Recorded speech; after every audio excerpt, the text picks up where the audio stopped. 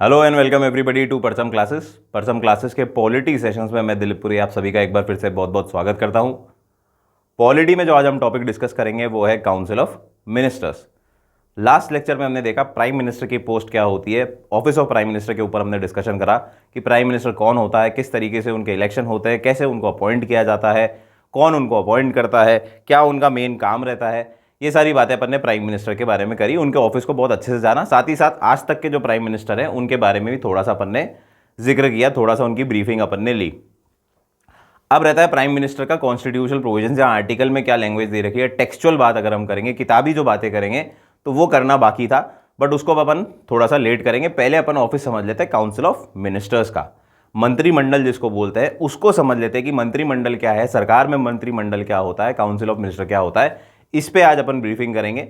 Union executive में president अपन पढ़ चुके हैं, वाइस प्रेसिडेंट अपन पढ़ चुके हैं, प्राइम मिनिस्टर का ऑलमोस्ट ऑफिस अपन ने कवर कर लिया है, ऑफिस पूरा कवर कर लिया है, थोड़ा सा टेक्सचुअल पार्ट रह गया है।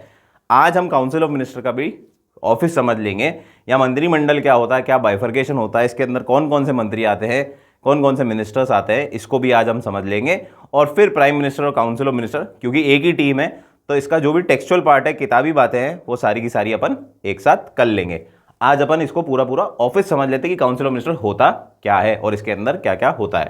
क्लियर है? बट क्लास चालू करने से पहले एज यूजुअल आप ये प्रील्यूड देख लीजिए।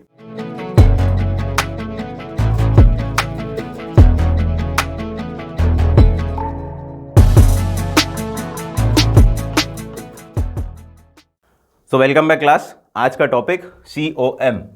COM मतलब कौन सी कॉम? Council of minister. ये अपने आप में एक कॉम है, ठीक है, काउंसिल ऑफ मिनिस्टर्स।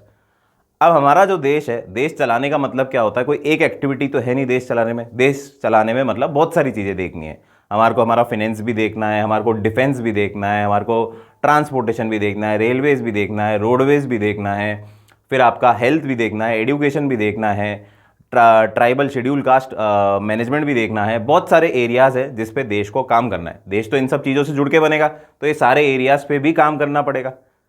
अब एक प्राइम मिनिस्टर जो हमारा रियल हेड है, या जिसके पास डी फैक्टो हेड है, जिसके पास सारी पावर्स है, क्या आपको लगता है कि वो अकेला आदमी सारे एरियाज़ कर सकता है, या सारे एरियाज़ पे काम कर सकता है, या उसको सब चीज़ों की नॉलेज होगी, सब चीज़ों की एक्सपर्टीज़ होगी, देश में कौन सी चीज़ कहाँ पे है, किस तरीके का टेरेन है, किस तरीके से पॉलिसी बनानी है, फिनेंस का भी मास्टर हो, डिफेंस का भी मास्टर हो, तो ये पॉसिबल है। फॉरेन रिलेशन भी मेंटेन करने हैं, फॉरेन जो ऑर्गेनाइजेशन के हम पार्ट हैं, जो वेरियस काइंड ऑफ ऑर्गेनाइजेशंस है, UN हो गए, कॉमनवेल्थ हो गए, इतनी सारी चीज़ें हैं, एक्सटर्नल रिलेशंस हैं, तो इन सबको मैनेज एक आदमी कर सकता है क्या? नहीं कर सकता। क्लियर है? तो क्या होता है, ये प्राइम मिनिस्टर होता तो हमारा हेड है, लेकिन क्योंकि ये सारी चीज़ें अपने आप नहीं कर सकता, मतलब हमारा क्या किसी भी देश में नहीं कर सकता, तो इसको अपनी एक टीम चाहिए होती है। इसको अपनी क्या चाहिए होती है? एक टीम चाहिए होती है। सिंपल समझे, मैंने हमेशा आपको क्या बोला, पॉलिटिक्स को एक स्पोर्ट्स की तरह करो, स्पोर्ट्स से रिलेट करो तो काफ़ी कुछ आपको सिमिलरिटीज मिल जाएंगी। तो प्राइम मिनिस्टर, इस गेम का राजा कौन है? इस गेम का राजा है प्रेसिडेंट। इस गेम का राजा कौन है, या मैनेजर कौन है, कौन मैनेज करता है, कौन अलाइन करता है, सारा ऑर्गेनाइजेशन कौन करता है? वो करता है प्रेसिडेंट। ठीक है, ये प्रेसिडेंट हो गया।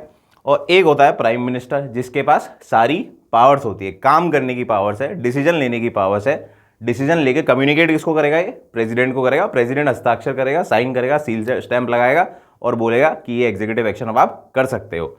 बट मेन जो सोचने का काम है, या मेन जो बनाने का काम है, या क्या कार्य करना है देश में, किसको क्या काम करना है, वो कौन डिसाइड करेगा?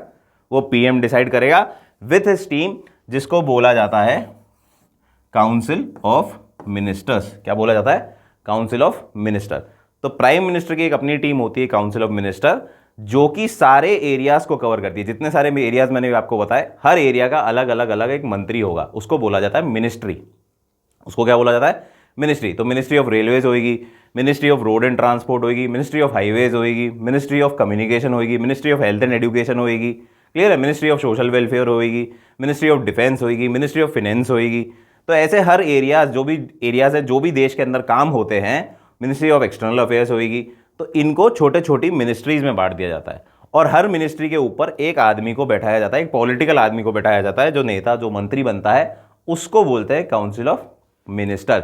ये उनकी टीम है जो हर एरिया पे मैनेज करेगी, एक्सपर्टीज के काम करेगी। क्लियर है? उसके बाद सब मिलके एक डिसीजन बनाएंगे, सब मिलके एक डिसीजन बनाएंगे, ये डिसीजन कम्युनिकेट करेंगे प्रेसिडेंट को, प्रेसिडेंट उसको देखेगा, साइन करेगा, क्योंकि बाइंडिंग है प्रेसिडेंट के ऊपर, तो प्रेसिडेंट काम करने के बाद उस पर हस्ताक्षर करेगा और बोलेगा कि ठीक है ये वाला एग्जीक्यूटिव एक्शन आप ले सकते हो या इस तरीके से आप काम कर सकते हो। क्लियर है बात? तो ये दो लाइनें हमारी सरकार में चलती है और यही सब मिलके क्या बनाता है सरकार। जब भी हम गवर्नमेंट की बात करते हैं तो गवर्नमेंट का मतलब यही होता है, यही गवर्नमेंट है, यही हमारे देश के डिसीजन लेती है। तो आज आप पे जीएसटी लागू करना है, डिमोनेटाइजेशन करना है, किसी देश पे अटैक करना है या अपने आप को डिफेंड करना है, वॉर डिक्लेयर करनी है, तो ये सारे काम कहाँ पे होंगे? ये सारे प्रमुख डिसीजन कौन लेगा? बजट पास करना है, कौन से एरिया को कितना पैसा मिलेगा, ये सब डिसाइड करना है। तो ये कौन करेगा? ये काउंसिल ऑफ मिनिस्टर इंसेप्ट करेंगे, शुरुआत करेंगे, उस पर विचार करेंगे, एक पॉलिसी बनाएंगे, प्राइम मिनिस्टर को बोलेंगे, प्राइम मिनिस्टर मिलके अप्रूव करेगा और फिर भेजेगा प्रेसिडेंट को। प्रेसिडेंट इस पर अपना साइन दे देगा, सील दे देगा कि भैया ठीक है मेरी तरफ से ओके है, अब आप ये एग्जीक्यूटिव एक्शन ले सकते हो। तो जो भी मेन गेम है would be played by the council of minister headed by the prime minister and their job is to aid and advise the president to do the necessary things. Clear है? काम करना, executive action की अगर बात करेंगे तो काम होगा किसके नाम पे? प्रेसिडेंट के नाम पे, पर करेगा कौन? Prime minister plus council of minister. तो क्रिकेट में एक चीज होती है लाइन एंड लेंथ, इसको इनके रिलेशन को समझने के लिए भी आप क्या कर सकते हैं?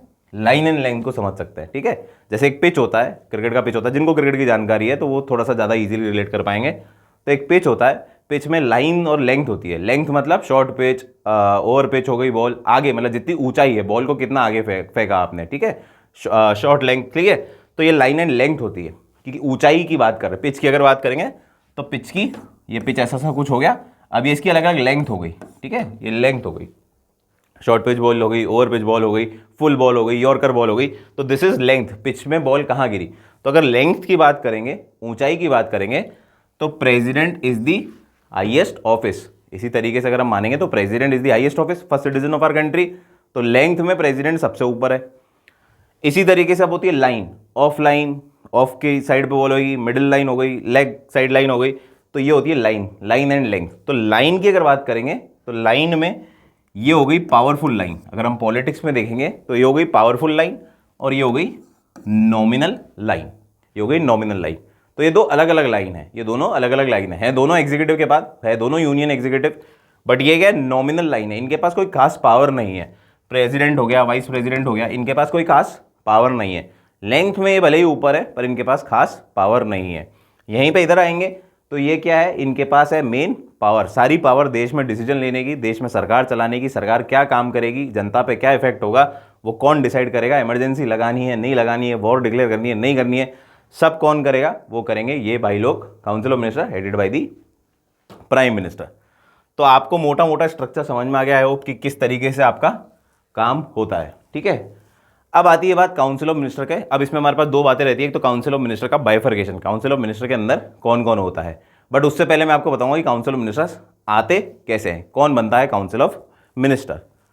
तो लास्ट लेक्चर में अगर आपको याद हो अपन ने कुछ ये डायग्राम देखा था, आज शायद आप होपफुली दिख रहा हो, उस दिन ज़्यादा ब्राइट दिख रहा था।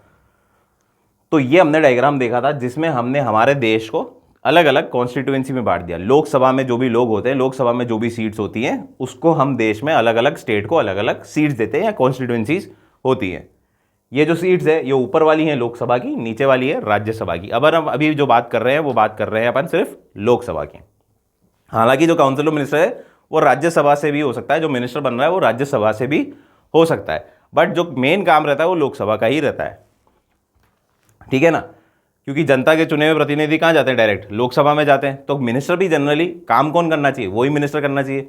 तो हम जनता के रिप्रेजेंटेटिव ही चुनते हैं। बट क्योंकि राज्यसभा में हो सकता है किसी पर्टिकुलर डिपार्टमेंट का एक्सपर्ट बैठा हो, पर्टिकुलर डिपार्टमेंट, फाइनेंस का कोई मास्टर हो, कोई इकोनॉमिस्ट बैठा हो, ठीक है, लॉ की अगर बात कर रहे हैं तो लॉ का कोई जूरिस्ट बैठा हो या कोई जज बैठा हो। ठीक है, अब तो ऑब्वियस बात है उन्होंने ऑफिस ऑफ प्रॉफिट छोड़ दिया होगा जब बैठे होंगे, बट उतनी एक्सपर्टीज है उनकी। तो ऑब्वियस सी बात है जब हम कोई मिनिस्टर बनाना चाहेंगे इन सच डिपार्टमेंट तो हम चाहेंगे कि यार इस एक्सपर्ट को बिठाए ताकि पॉलिसीज अच्छे से बन पाए। ऐसा चाह सकते हैं, बट वो ऑब्वियस सी बात है पार्टी पॉलिटिक्स से कई लोग ऐसा करते नहीं है, बहुत कम लोग ऐसा करते हैं। जनरली लोकसभा में से ही मिनिस्टर बनता है।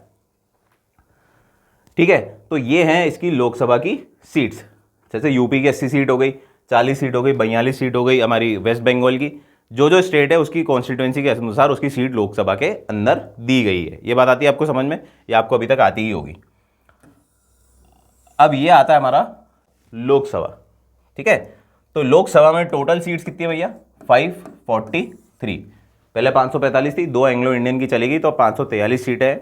इसमें से भी अभी कुछ भरी हुई नहीं है, तो अपन 543 सीटें टोटल है। अपन टोटल सीट की बात कर रहे हैं, बारीक नुआंसेस में हम नहीं जा रहे, ठीक है। अब 543 सीटें मतलब हर स्टेट से अलग अलग सीट्स है, हर अलग अलग, राजस्थान से, मध्य प्रदेश से, अरुणाचल प्रदेश से, आंध्र प्रदेश से है, ठीक है, मध्य प्रदेश से है, कर्नाटका से है, आंध्र प्रदेश, तेलंगाना से है, केरला से है, तमिलनाडु से है, सब जगह से अलग अलग सीट्स है। जितनी सीट्स लोकसभा की आपको यहाँ पे मैप में दिख रखी है, हर स्टेट की अलग अलग सीट्स है। डिपेंडिंग ऑन किस पे होती है, कमेंट सेक्शन में बताओ सीट्स किसके बेसिस पे डिसाइड करते हैं, तो वो कमेंट सेक्शन में बताओ कि किसके बेसिस पे आपकी सीट्स डिसाइडेड है, ठीक है। तो 543 सीट है आपकी पूरी लोकसभा में, belonging to different states, depending on the constituencies, और कॉन्स्टिट्यूएंसी किस बेसिस में आपको कमेंट सेक्शन में बताना है। अब मैंने आपको बताया था कि भैया हर जो सीट है उस पर क्या होती है, हर पॉलिटिकल पार्टी या जो भी पार्टी उधर उस एरिया में प्रोमिनेंट है वो अपने कैंडिडेट खड़ा करेगी, वो अपने कैंडिडेट खड़े करेगी। दोनों में इलेक्शन होगा, दोनों तीनों जितनी भी पार्टी से जितने भी कैंडिडेट उनमें इलेक्शन होगा, और वो अलग अलग विजयी होंगे, एक ना एक विजयी हुआ, हो सकता है कोई कांग्रेस का जीते, हो सकता है कोई बीजेपी का जीते, हो सकता है कोई आपका जीते, हो सकता है तृणमूल कांग्रेस का जीते, किसी का भी आदमी जीत सकता है, हो सकता है कम्युनिस्ट पार्टी का जीते। तो हर पार्टी के अपने अपने रिप्रेजेंटेटिव चुने जाएंगे जो जो जीतेंगे, और उनको भेजा जाएगा कहाँ पे, टिकट दी जाएगी लोकसभा की, कि अब आप लोकसभा के प्रतिनिधि हैं, लोगों ने आपको चुना है इस एरिया से, अब इसको रिप्रेजेंट करने के लिए आप लोकसभा के अंदर बैठेंगे। यहां तक आगे कहानी समझ में। अब ये जो 543 लोग हैं, जो मैंने आपको इस डॉट में रिप्रेजेंट कर रखा है, गंदी सी राइटिंग है, गंदा सा डायग्राम है, बट ठीक है, अनफॉर्चुनेटली ऐसे ही हो है मेरा, तो उसके साथ आपको कोऑपरेट करना पड़ेगा। तो यहाँ पे बहुत सारे लोग बैठे। अब ऑब्वियस ही बात है, क्योंकि अलग अलग पार्टी से आए तो यहाँ पे बहुत सारी पार्टीज के लोग होंगे, ऐसा तो है नहीं क्लीन स्वीप होगा। क्लीन स्वीप होता है तो फिर देश में सरकार की बात ही नहीं है। अगर एक ही पार्टी सब जगह होगी विराजमान, तो वो वैसी ऑटोक्रेसी वाली बात हो गई, फिर तो राजा और गवर्नमेंट में कोई फर्क ही नहीं है, फिर सेम चीज़ हो गई। गवर्नमेंट या डेमोक्रेसी का मतलब ही क्या है कि अलग अलग टाइप के लोग हो, मिक्स टाइप के लोग हो, क्लियर है। तो यहाँ पे बहुत सारी पार्टीज के लोग होंगे, ठीक है। अब इनमें से क्या होगा, कोई पार्टी के पास होगी मेजॉरिटी, कोई पार्टी के पास होगी मेजॉरिटी, किसी न किसी के पार्टी के पास होगी मेजॉरिटी, क्योंकि अलग अलग लोग आएंगे तो अलग अलग पार्टी से लोग आएंगे, और कोई पार्टी के पास होगी मेजॉरिटी, यानी कि 543 में से 272, more than 50% of the seat किसी एक पार्टी के पास होएगी, जनरली होनी चाहिए। नहीं होती तो क्या होगा, तो होगा कोलिशन। अगर किसी भी पार्टी के पास मेजॉरिटी नहीं है तो होगा कोलिशन, गठबंधन होगा, अलायंस होगा, तब जाके उसकी मेजॉरिटी मानी जाएगी। क्लियर है बात। 1984 लास्ट इलेक्शन थे मोदी जी से पहले, 1984 राजीव गांधी के लास्ट इलेक्शन थे, जहां पे मेजॉरिटी किसी एक पार्टी को मिली थी। इसके बाद किसी भी पार्टी को मेजॉरिटी मिली नहीं, अप टिल मोदी जी, बाकी सब मेजॉरिटी के अलावा ही थे। तो कोलिशन, गठबंधन की सरकार सारी की सारी बनी है। क्लियर है बात। तो जो भी पार्टी की मेजॉरिटी होएगी उसका जो लीडर होगा, पार्टी की मेजॉरिटी होगी, यानी जिसके पास 272 सीट होगी, 543 का आधा 271.5, तो इसका इससे एक ज़्यादा यानी कि 272, 272 people from any party would be considered as the ruling party, ठीक है। किसी भी पार्टी का होगा तो वो रूलिंग पार्टी बन जाएगी, और अगर नहीं होता तो जो गठबंधन की सरकार है वो आपकी पार्टी या एक गठबंधन जो अलायंस है वो आपका रूलिंग अलायंस हो जाएगा। क्लियर है। अब उस अलायंस या उस पार्टी का जो भी लीडर होगा, उस अलायंस उस पार्टी का जो भी लीडर होगा उसको अपॉइंट किया जाएगा as prime minister of the country, as prime minister of the country. Appoint कौन करेगा, प्राइम मिनिस्टर कौन अपॉइंट करता है, प्रेसिडेंट ऑफ द कंट्री। ये तो हमने कैप्टन चुन लिया, जो हमारी सरकार है या कैप्टन ऑफ द शिप है, ये हमने इसका कैप्टन चुन लिया कि कौन हमारे देश का कैप्टन रहने वाला है, हमारी देश की टीम का, सरकार का कैप्टन रहने वाला है, इसलिए इनको कैप्टन ऑफ द शिप भी बोला गया है। ये तो हम लास्ट क्लास में भी समझ चुके थे। अब आती है बात काउंसिल ऑफ मिनिस्टर की।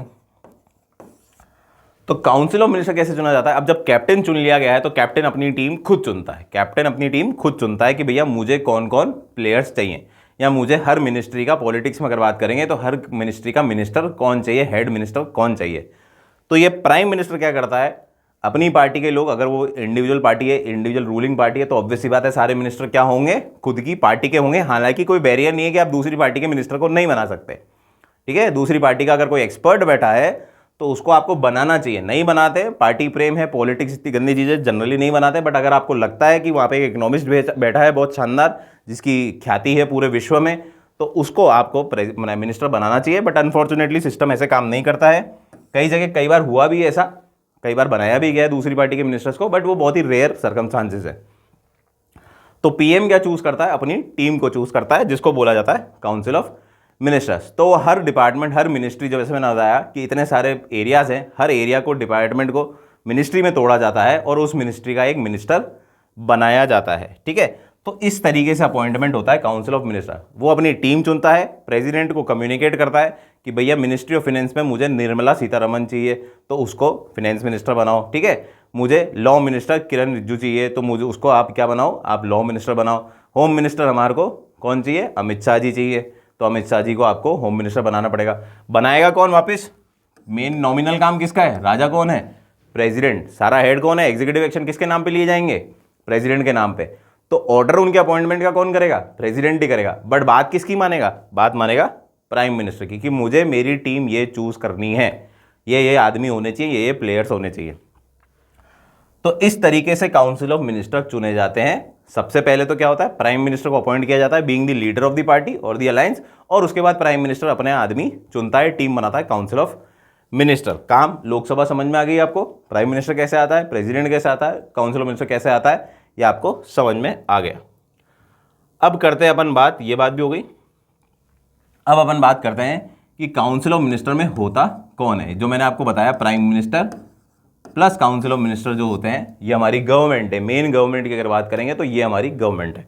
बट काउंसिल ऑफ मिनिस्टर में क्या होता है, लेवल्स होते हैं।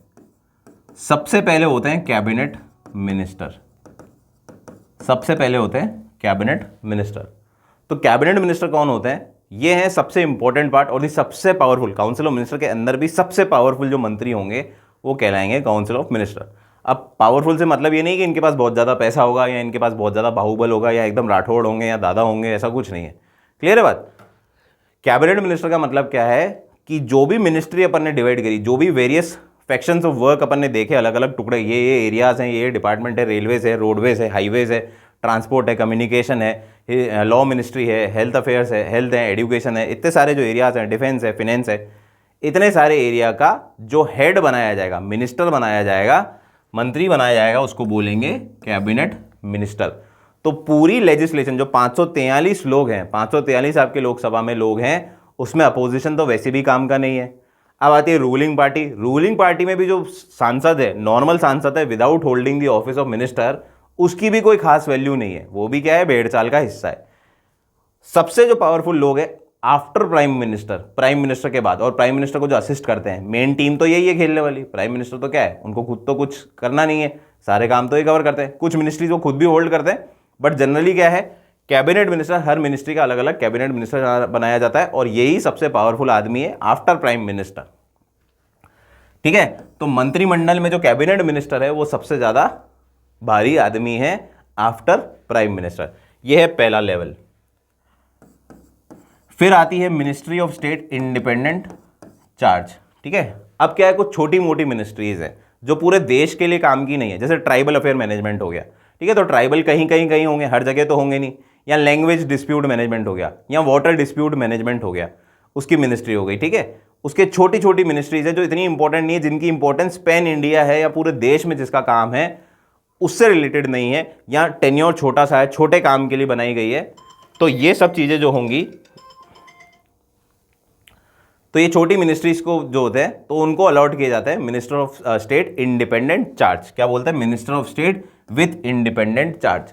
ऊपर थे कैबिनेट मिनिस्टर, सारी इंपॉर्टेंट मिनिस्ट्री जो इंपॉर्टेंट पूरे देश के लिए काम करने वाले हैं वो हो जाएंगे आपके मिनिस्ट्री ऑफ वो हो जाएंगे आपके कैबिनेट मिनिस्टर।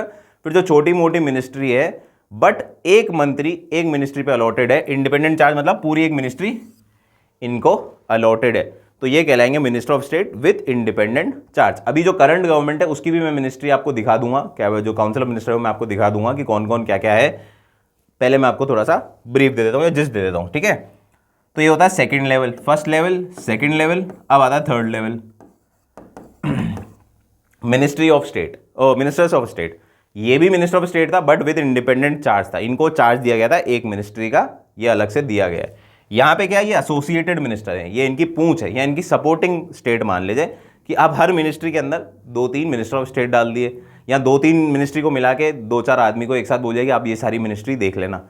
ये तो रहेंगे ही रहेंगे, इनके नीचे ये और हेल्पिंग एंड आ जाएंगे minister of state. Independent charge मतलब मिनिस्ट्री उनके अंडर है, ठीक है, छोटी मोटी मिनिस्ट्री जो है जो इतनी इंपॉर्टेंस नहीं है, इंपॉर्टेंट तो सब कुछ ही है देश में, बट ऑब्वियसली बात है इंपॉर्टेंस की भी प्रायोरिटी होती है कि सबसे बड़े मुद्दे क्या हैं, फिर सबसे छोटे मुद्दे क्या हैं या कमजोर मुद्दे क्या हैं, तो उनके लिए minister of state independent charge बनाए जाते हैं। फिर उनको मदद करने के लिए, उनको सपोर्ट करने के लिए, उनको एड करने के लिए मिनिस्टर ऑफ स्टेट अलॉट किए जाते हैं, ठीक है। और फिर चौथा, अगर आपको और फर्दर चाहिए तो आप डेप्यूटी मिनिस्टर्स भी बना सकते हैं। डेप्यूटी मिनिस्टर जनरली कौन है, सपोर्टिंग मिनिस्टर्स हैं, हर मिनिस्ट्री में जुड़े रहेंगे या 2-3 मिनिस्ट्री में काम करेंगे, ये काम करते हैं, ये सपोर्टिंग है। और ये नए मिनिस्टर तैयार करने वाला है, ये बेसिकली क्या है, ट्रेनिंग होती है, इंटर्नशिप जो होती है, उसी तरीके से सरकार का एक जिस्ट देने के लिए, एक एहसास देने के लिए किस तरीके से सरकारें काम करती है, किस तरीके से मिनिस्ट्रियां काम करती है, उसके लिए डेप्यूटी मिनिस्टर, नए जो नेता हैं उनको अलॉट किया जाता है एज डेप्यूटी मिनिस्टर। जनरली जो प्रोसेस है, इसमें कोई भी ऐसा नहीं है कि यंग नेता या नया नेता डायरेक्ट कैबिनेट मिनिस्टर नहीं बन सकता।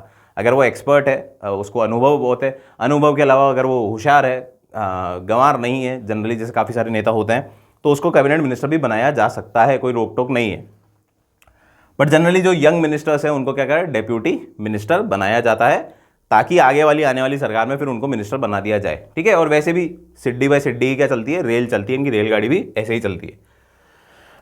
फिर इसके नीचे आते हैं पार्लियामेंट्री सेक्रेटरीज आते हैं, अगर आपको बनाने हैं। और फिर ब्यूरोक्रेसी जो आगे है हर डिपार्टमेंट की, वो ब्यूरोक्रेसी काम करती है, क्योंकि काम तो मेन ब्यूरोक्रेसी ही करेगी, ये तो सिर्फ ऑर्डर करेंगे, ये तो सिर्फ पॉलिसी बनाएंगे। मेन काम कौन करेगा, जो नीचे वाला एग्जीक्यूटिव है, जो ब्यूरोक्रेसी अलग अलग डिपार्टमेंट है वो काम करेंगे ना, ये तो काम करेंगे नहीं, तो सिर्फ पॉलिसी बनाएंगे, सेशन में आएंगे, डिस्कशन करेंगे, ये काम करेंगे, फिर बाकी अपना प्रचार परामर्श करेंगे अपनी सरकारों का। तो ये एक होती है आपकी हिरार्की ऑफ मिनिस्टर, सबसे पहले cabinet minister, then minister of state with independent charge, then minister of state, और देन आपका last deputy minister if you want. ये सब मिला के जो होते हैं, it should be 15% of the capacity of the total house, 15% of the total house membership. तो टोटल हाउस मेंबरशिप अपनी है 543, तो 543 का 15% कितना हो गया, 500 का हो गया 75, और 40 का हो गया 6, 75, 81, 82 से 83 मिनिस्टर्स। मैक्सिमम जो काउंसिल ऑफ मिनिस्टर कितना हो सकता है आपका, अराउंड 82। आज की तारीख की बात कर रहा हूं, जब 543 सीट है लोकसभा में, 2026 में डिलिमिटेशन वापस होना है, सीट्स बदल जाएंगी, तो ये भी चेंज हो जाएगा। तो ये एक इनका कोटा निर्धारित है कि आपको जो बेसिकली मिनिस्टर की जो पूरी फौज रख रहे हो आप, एक मंत्रिमंडल रख रहे हो, ये सब मिलकर कितना होना चाहिए, 15% of the total strength of the house, that is 543। तो 543 का इज अप्रोक्सीमेटली 82 to 83 मिनिस्टर्स आप रख सकते हैं टोटल मिला के। पूरे देश के जो काम है आपको इन 82 लोगों में बांटने हैं। आती है बात समझ, ये होती है इनका 15% का कोटा। अभी करंट वाले का शायद 75 से 77 लोग हैं जो काउंसिल ऑफ मिनिस्टर में बैठते हैं, वो भी अपन देख लेंगे। क्लियर है, तो अब समझ में आया आपको काउंसिल ऑफ मिनिस्टर का बाइफर्केशन क्या होता है। अब इसी काउंसिल ऑफ मिनिस्टर को अगर मैं न्यूक्लियर स्ट्रक्चर में देखूं, तो सबसे पहले तो आपको पता है डॉट जो है, जो राजा है वो कौन है, वो है PM. Raja in the sense काम करने वाला राजा। एक्चुअल में राजा कौन है, साइन कौन करेगा, प्रेसिडेंट। बट मेन ताकतवर आदमी कौन है, अभी हम सिर्फ इस काउंसिल ऑफ मिनिस्टर की बात कर रहे हैं। प्रेसिडेंट अलग लाइन का आदमी है, लाइन एंड लेंथ बताई थी, तो प्रेसिडेंट तो अलग ही लाइन का आदमी, अपन पावरफुल लाइन की बात कर रहे हैं, जिसके पास सारी पावर्स लाई करती है। तो उस लाइन का राजा कौन है, प्राइम मिनिस्टर। अब प्राइम मिनिस्टर, सबसे अच्छी ड्राइंग बनाने की कोशिश कर रहा हूं मेरे जीवन की, ठीक है। सबसे प्राइम मिनिस्टर के करीबी कौन होगा, कैबिनेट मिनिस्टर। क्या होगा, कैबिनेट मिनिस्टर। राइटिंग भी थोड़ी सी बीमार है तो प्लीज बुरा मत मानिएगा। सो प्राइम मिनिस्टर के बाद आएगा आपका कैबिनेट, कैबिनेट के बाद आता है आपका minister of state independent charge, फिर आता है आपका minister of state without independent charge, या छोटे मोटे मंत्री, छोटी मोटी मिनिस्ट्रीज जो है 2-4 क्लब करके, और उसके बाद आते हैं आपके डेप्यूटी मिनिस्टर। इसके बाद आते हैं आपके डेप्यूटी मिनिस्टर। डेप्यूटी मिनिस्टर बनाया जाता है जो कि नए रिक्रूटेड मिनिस्टर हैं, नए लोग हैं, पॉलिटिक्स में आए हैं, पार्टी में आए हैं, इनको आगे तैयार करना है, तो उनको डेप्यूटी मिनिस्टर बनाया जाता है। ये है आपका स्ट्रक्चर। वो जो मैंने आपको हिरार्की उसमें बताई थी, उसको आप इस तरीके से भी याद रख सकते हैं। At the centre of the power is the prime minister and the closest among them is the cabinet minister. अगर ये पूरा का पूरा जो काउंसिल ऑफ मिनिस्टर है तो इसमें सबसे क्लोजेस्ट प्राइम मिनिस्टर के कौन है? वो है कैबिनेट मिनिस्टर। फिर उसके बाद जो दूरी है, जो जितना पास है वो उतना पावरफुल है। फिर इसके बाद आती है अपन ministry of state with independent charge, ये इनसे थोड़े दूर है तो कम पावर्स है। ये फिर मिनिस्टर ऑफ स्टेट है, और दूर है और कम पावर्स है। फिर डेप्यूटी मिनिस्टर्स है, और दूर है, बिल्कुल ही कम पावर्स है। हालांकि बाकी जो लोग हैं जो मिनिस्टर के काउंसिल ऑफ मिनिस्टर में रिलाई नहीं करते हैं, आते ही नहीं है, rely in the sense council of minister में फॉल ही नहीं करते हैं, ठीक है। क्योंकि पार्टी जैसे आई, सपोज करो 350 लोग मेजोरिटी में आए, ठीक है, एक पार्टी आई, बीजेपी की पार्टी बनी, उसके पास कितनी सीटें आई? 350 सीटें आई। लेकिन ये काउंसिल ऑफ मिनिस्टर कितनी होगी? ये मैंने आपको बताया मैक्सिमम से लेके 80 से 82, 83 सीट्स इसकी जो होगी वो काउंसिल ऑफ मिनिस्टर होंगे। 350 लोगों की पार्टी है जो कि लोकसभा में बैठी है, उसमें से 350, 300 जो भी सीट्स है, उसमें से जो काउंसिल ऑफ मिनिस्टर बनेंगे वो कितने बनेंगे? 82, 83 लोग बनेंगे, ठीक है। तो ये है सबसे ज़्यादा पावरफुल। बाकी के जो लोग हैं, बाकी के जो 240, 250 लोग हैं, 260 लोग हैं, उनकी कोई खास वैल्यू वैसे भी नहीं है। वैल्यू तो है ही सबकी, एमपी है, सांसद है तो वैल्यू है, बट इन दी गवर्नेंस उनकी कोई खास पावर नहीं है। वो फिर वो क्या होता है, टट्टू ही है, वो उनको बात माननी है, उनका मन नहीं भी करेगा तो वो पार्टी को के अलग नहीं जा सकता या पार्टी के डिसीजन को कुछ फेरबदल नहीं कर सकते, नहीं तो विप लागू होगी, एंटी डिफेक्शन लॉ लग जाएगा जिससे वो बर्खास्त भी हो सकता है। तो मेन जो पावर है सारी सरकार है, दिमाग लगाना है, वो किनको लगाना है? इन 80 लोगों को लगाना है, ठीक है। ये होता है इनका स्ट्रक्चर। काम क्या है काउंसिल ऑफ मिनिस्टर का? सरकार की पॉलिसीज बनाना, फिर कम्युनिकेट करना प्रेसिडेंट को, उनसे हस्ताक्षर लेना। अब ये एक अमेंडमेंट के थ्रू प्रेसिडेंट के ऊपर क्या हो गया, जो भी एडवाइस, जो भी एड एंड एडवाइस, काम काउंसिल ऑफ मिनिस्टर और प्राइम मिनिस्टर का क्या है? Aid and advice the president to do actions, और प्रेसिडेंट को क्या करना है? उसके ऊपर काम करना है जैसा वो बोलेंगे। तो ये जो एडवाइस थी ये 1976 से पहले बाइंडिंग नहीं होती थी, ऐसा बोला गया था कॉन्स्टिट्यूशन में। हालांकि कॉन्स्टिट्यूशन में बोला ही इस तरीके से गया था कि भैया आप मानोगे ही मानोगे और कोई खास ऑप्शन है नहीं, बट फिर भी वर्बली आपको एकदम क्लियरली स्टेटेड नहीं था कि वो बाइंडिंग होना चाहिए। आफ्टर दी 1976 अमेंडमेंट, जो बहुत ही फेमस 42nd अमेंडमेंट है, उसके बाद इस एडवाइस को बाइंडिंग कर दिया गया कि प्रेसिडेंट को काउंसिल ऑफ मिनिस्टर और प्राइम मिनिस्टर की बात माननी ही पड़ेगी ही। वो ऐसा नहीं कर सकते कि उनकी बात को ठुकरा दे, उनकी एडवाइस को ठुकरा दे। बस उनको 1978 में एक पावर दे दी गई, जब मोरारजी सरकार आई, मोरारजी देसाई की सरकार आई, जो 44th अमेंडमेंट आया to undo the effects of 1976 amendment.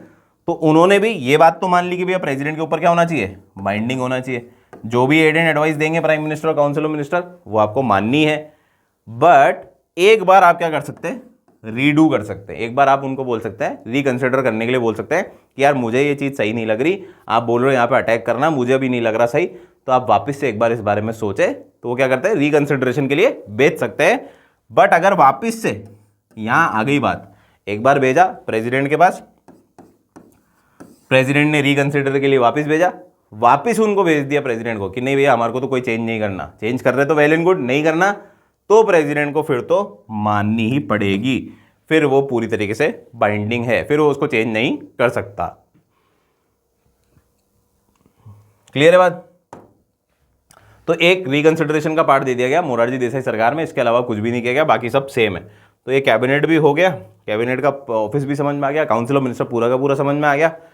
इसके बाद काउंसिल ऑफ मिनिस्टर में डाउट कुछ रहता है। अब ये करंट अगर आपको दिख रहा हो, ये करंट हमारी सरकार जो 2019 में हमारी सरकार तय हुई, उनके जो काउंसिल ऑफ मिनिस्टर है उसको एक बार देख लेते हैं, हल्का सा ब्रीफिंग देखते हैं, डिटेल में कुछ भी नहीं पढ़ना, ताकि आप करंट पॉलिटिक्स से भी इसको रिलेट कर पाओ। तो ये है श्री नरेंद्र मोदी, इन सबको आप जानते ही होंगे, पूरा देश ही जानता है, बड़े फेमस आदमी। तो प्राइम मिनिस्टर, मतलब प्राइम मिनिस्टर को तो जानेंगे, फेमस की बात ही क्या है। तो प्राइम मिनिस्टर जो है हमारे देश के नरेंद्र मोदी जी, ये भी कुछ मिनिस्ट्रीज अपने पास रखते हैं, जैसे ministry of personnel, public grievances, pension, department of atomic energy, department of space, ये सब इनके अंडर आती हैं।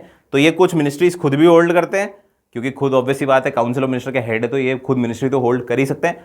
अपार्ट फ्रॉम दैट ये क्या कैबिनेट मिनिस्टर बांट दिए, ये टोटल है मिनिस्टर ऑफ स्टेट या काउंसिल ऑफ मिनिस्टर, जो काउंसिल ऑफ मिनिस्टर्स है, उसमें सबसे पहले आपके कैबिनेट मिनिस्टर। अब आप टीवी भी देखते होंगे, आप कभी भी न्यूज़ पढ़ते हो, न्यूज़ देखते होंगे या न्यूज़ पढ़ते होंगे, जो कि बहुत ही कचरा होती है, उसमें आप इन्हीं लोगों को, कैबिनेट मिनिस्टर्स को ही ज़्यादा देखते होंगे। आपको मिनिस्टर ऑफ स्टेट नहीं दिखेंगे, आपको minister of state independent charge नहीं दिखेंगे, आपको डेप्यूटी मिनिस्टर्स नहीं दिखेंगे, और जो बाकी के 250-300 लोग हैं वो तो बिल्कुल ही नहीं दिखेंगे। वो तो सिर्फ आपको लोकसभा के अगर आप सेशन चालू करोगे तो तालियां नगाड़े गाली गलौज करते हुए दिखेंगे, इससे ज़्यादा उनका कोई काम है नहीं। ठीक है, मेन काम इधर का ही है। तो हमारे को जब भी सरकार चुननी है, हम भी एज ए सिटीजन अगर बात करेंगे, एज एन अवेयर सिटीजन करेंगे, तो हमें क्या है, लोग ऐसे चुनने हैं जो ये दिखते हैं वो अच्छे दिखे। ऐसे लोग होने चाहिए जिनमें खुद का दिमाग हो, खुद की थोड़ी अकल हो, अच्छी बातें करें, तो उन लोगों को ही हमने चुनना चाहिए। बहुत सारे इसमें अच्छे लोग भी हैं, ऐसा नहीं है मैं ये बोल रहा हूँ कि ये सरकार खराब है, बहुत सारे अच्छे लोग भी हैं, but it is again a mix, क्योंकि हम अम्ब्रेला पॉलिटिक्स खेलते हैं, पार्टी की पॉलिटिक्स खेलते हैं। तो अब बीजेपी सरकार है तो बीजेपी में जो भी है उसको अच्छा मानो, और जो नहीं है वो सारा खराब है। ठीक है, तो ऐसा नहीं है, यहाँ पे कुछ अच्छे भी हो सकते हैं, कुछ बुरे भी हो सकते हैं। बट मैं आपको दिखाता हूँ कि ये लोगों को शायद आपने देखा हो, अगर आप टीवी फॉलो करते हो या पॉलिटिक्स फॉलो करते हो या थोड़ी न्यूज़ फॉलो करते हो, नहीं भी करते हो तो करना चालू कर दो, आपका एग्जाम आधा बहुत ज़्यादा ईजी भी हो जाएगा। ठीक है, तो राजनाथ सिंह को आपने देखा होगा डिफेंस मिनिस्टर में, अमित शाह को तो सब जानते ही हैं, देखा ही होगा, मोटा भाई। Nitin Gadkari very good minister, road and transport बहुत अच्छा हो रहा है हमारे देश में, रोड ट्रांसपोर्ट जो स्थिति है वो बहुत ही अच्छी स्थिति में, तो नितिन गडकरी साहब हो गए। ये अभी रिसेंटली बजट पेश किया, निर्मला सीतारमण हमारी फाइनेंस मिनिस्टर हैं, तो ये मिनिस्ट्री इनके हाथ में है। ये हमारे जयशंकर साहब जो बहुत ही ज़्यादा एकदम एब्रप्ट आदमी हैं, और जो बहुत एक्सटर्नल आजकल बहुत फेमस है, रील्स मीम्स, आपको बहुत सारे मीम्स तो नहीं रील्स दिखेंगे अच्छे, और बहुत सारे अच्छे जवाब देते हैं हमारे, जब भी ये बाहर पोडियम में जाते हैं आउटसाइड आर कंट्री, वहाँ पे जाके इस कॉन्फ्रेंसेज हेल्ड करते हैं, तो इंडिया का नाम रोशन करते हैं और बहुत अच्छी अच्छी बातें बोलते हैं। तो ही इज़ दी मोस्ट, मेरे को तो काफ़ी पावरफुल मिनिस्टर लगते हैं। ठीक है, फिर ये है हमारी तुलसी, हमारे कौन सा सीरियल आता था, क्योंकि सास भी कभी बहू थी, स्मृति ईरानी। ये है हमारी विमेन एंड चाइल्ड डेवलपमेंट और मिनिस्ट्री ऑफ माइनॉरिटी अफेयर्स, इनको है। पीयूष गोयल साहब हैं, ठीक है, प्रहलाद जोशी हैं, इन सब लोगों को आप जानते होंगे, और किन को जानते होंगे आप। तो ये इस तरीके से कैबिनेट मिनिस्टर हैं। किरण रिज्जू हैं हमारे लॉ मिनिस्टर, ये भी दिख जाते हैं कई बार, सुप्रीम कोर्ट से जो बहस होती है, सुप्रीम कोर्ट पे कमेंट करना होता है या कोई भी लॉ के मुद्दे पे कमेंट होना है, तो ये आपको दिख जाएंगे। हरदीप सिंह पुरी जी दिख जाएंगे आपको, petroleum and natural gas minister हैं। सरदार जी जो हैं वो ये हैं, तो ये भी आपको काफ़ी बार दिखेंगे। और भी बहुत सारे लोग हैं, जो अनुराग सिंह ठाकुर है जो कि आपके इन्फॉर्मेशन एंड ब्रॉडकास्टिंग मिनिस्टर है। पिछली वाली सरकार में डेप्यूटी मिनिस्टर थे, नए मिनिस्टर थे, अब इनको क्या बना दिया गया है, अनुराग सिंह ठाकुर को अब इनको मिनिस्ट्री दे दी गई है, कैबिनेट मिनिस्टर बना दिया गया है। ठीक है, तो ये कॉमन लोग हैं जो आपको टीवी पे दिख जाएंगे, क्योंकि सारी जो पावर्स है वो इनके पास ही रहती हैं, मेन पावर्स इन्हीं के पास है देश की सरकार की, सारे मोटे इंपॉर्टेंट जो काम है।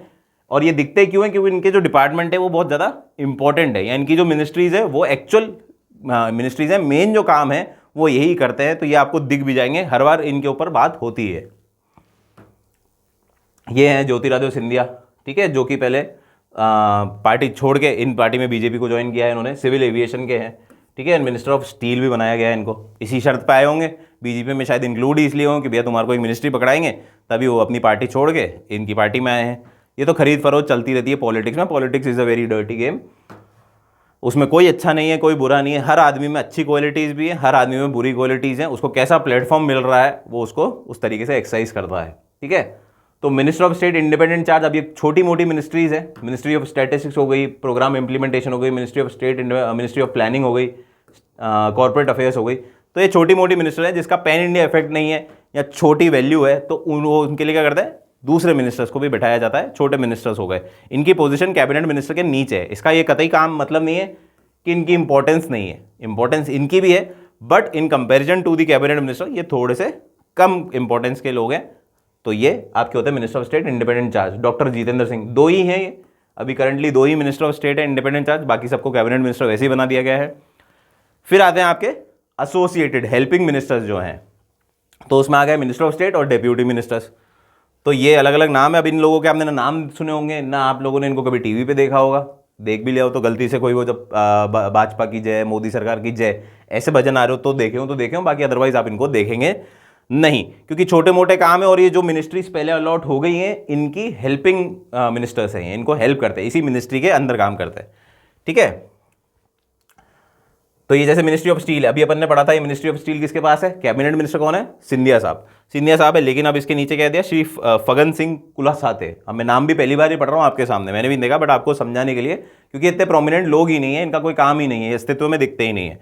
तो ये मिनिस्ट्री ऑफ स्टील को असिस्ट करते हैं, ज्योतिराव सिंधिया को असिस्ट करेंगे। ठीक है, मिनिस्ट्री ऑफ रूरल डेवलपमेंट हो जाएगा। फिर आप देखेंगे तो मिनिस्ट्री ऑफ रेलवेज हो गई, जैसे तो रेलवेज हो गई तो ये साहब हैं, दादूराव साहब हैं, ये हैं। तो ये सारे क्या हैं आपके स्टेट मिनिस्टर्स हैं जिनके पास कोई मिनिस्टर ऑफ स्टेट है जिनके पास कोई खासा पावर्स नहीं है, इसलिए असिस्टिंग मिनिस्टर्स है। तो इसको आप देख लेना लिस्ट को, नहीं तो आपको विकीपीडिया से मिल जाएगी। ये टोटल मिला के हैं 45, ये टोटल मिला के कितने लोग हैं? 45 मिनिस्टर्स हैं।